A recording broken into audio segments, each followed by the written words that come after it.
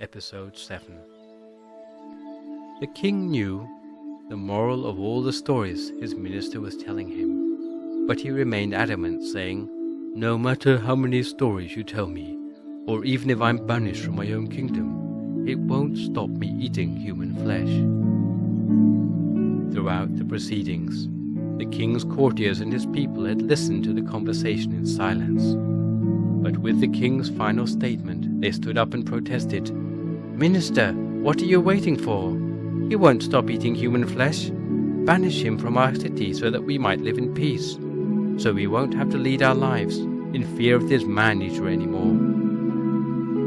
King Brahmadatta could hardly believe that his own subjects had become so disloyal to him, that they would banish him from his own kingdom. Even the minister felt some pangs of remorse that his own king had become so irrevocably enslaved to his own taste buds. Since they could not cut off his tongue, there was no choice but to banish him.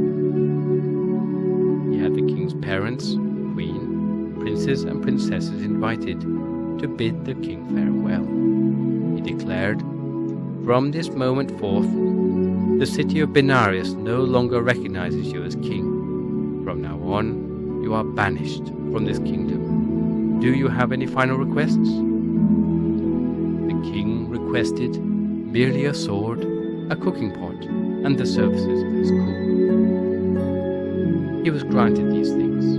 Then Brahmadatta was banished as a king without a throne. He didn't care, however, taking his cook and living in the forest. He preyed on one person each day and let his cook prepare his meals from the victim's flesh.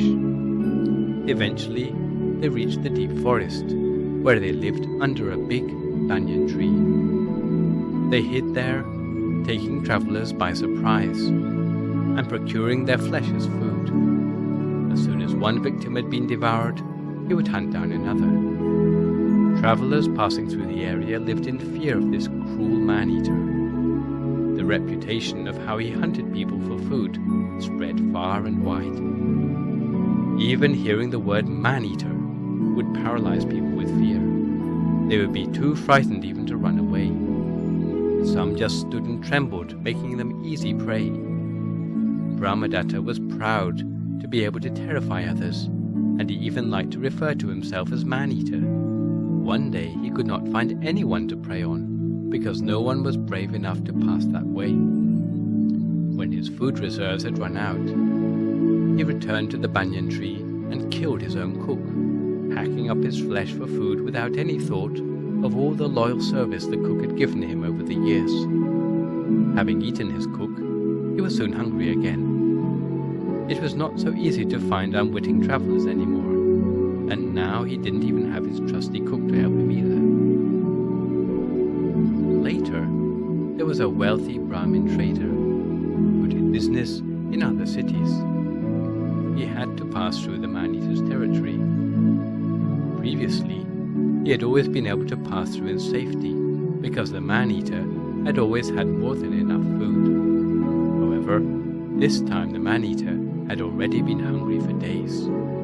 Although the merchant knew the dangers, he had no choice but to take the risk. He hired as many strong men as he could afford to guard himself and his 500 carts and wares. When the time came to travel, he dressed himself in his best jewelry.